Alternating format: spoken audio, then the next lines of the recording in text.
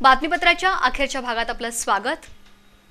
स्वतःचं संरक्षण करण्याची क्षमता महिलांमध्ये निर्माण व्हावी यासाठी जालनावाला स्पोर्ट्स ट्रेनिंग अँड रिसर्च सेंटरच्या वतीनं विद्यार्थिनींना तायक्वांदोचं प्रशिक्षण दिलं जाणार आहे। या उपक्रमाला राधाबाई शिंदे इंग्लिश स्कूलमध्ये प्रारंभ झाला।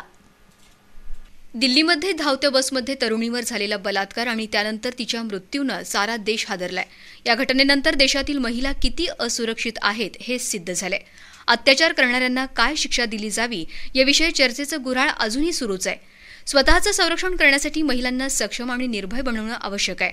शालेय वयापासून मुलींना आत्मपरीक्षणाचे धडे मिळावेत यासाठी जालनावाला स्पोर्ट्स ट्रेनिंग अँड रिसर्च सेंटरनं तायक्वांदो आणि कोरियन मार्शल आर्ट अर्थात हापकिडोचं प्रशिक्षण सुरू केलंय। राधाबाई शिंदे इंग्लिश मीडियमच्या विद्यार्थिनींनी सेंटरचे प्रशिक्षक अमोल भोसले यांच्याकडून आत्मरक्षणाचे धडे घेतले।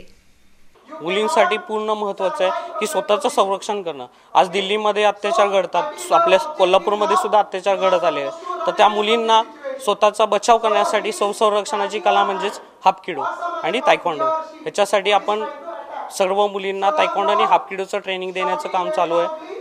तर त्याच प्रकारे स्वतःचं त्या सेल्फ डिफेन्स करू शकतील। या हायस्कूलमधील 7वी ते 9वी मधील 100हून अधिक विद्यार्थिनींनी प्रशिक्षण घेतलं। या प्रशिक्षणामुळे अत्याचाराविरोधात लढण्याचं बळ मिळाल्याची भावना विद्यार्थिनींनी व्यक्त केली आहे।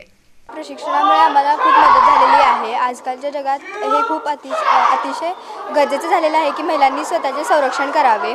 आमचे हापकिडो आणि तायक्वांदोच्या ट्रेनिंगमुळे आम्हाला खूप मदत झालेली आहे। दिल्ली कोल्हापूरमध्ये त्याला रोखण्यासाठी आमच्यामध्ये आम्ही काहीतरी करू शकतो, कुठेतरी त्याला आळा घालू शकतो। मुलींमध्ये असणारी असुरक्षिततेची भावना अशा प्रकारच्या प्रशिक्षणामुळे निश्चितच कमी होण्यास मदत होणार आहे।